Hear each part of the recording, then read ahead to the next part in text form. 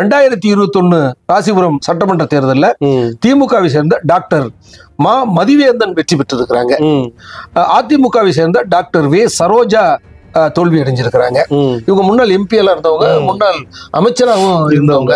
வாக்கு விவரங்கள்னு பார்த்தோம்னா திமுக 90,000 வாக்குகள், அதிமுக 88,000 வாக்குகள், நாம் தமிழர் 11,000 வாக்குகள், மக்கள் நீதி மையம் 1,133 வாக்குகள்.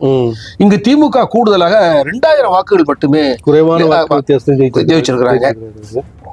2024 மக்களவை தேர்தலில் ராசிபுரம் சட்டமன்ற தொகுதியில பதிவான வாக்குகள் விவரங்கள்: திமுக 76,000 வாக்குகள், அதிமுக தனித்து 72,000 வாக்குகள், பாஜக 17,000 வாக்குகள் வாங்கியிருக்கிறாங்க, நாம் தமிழர் 14,000 வாக்குகள் வாங்கியிருக்கிறாங்க.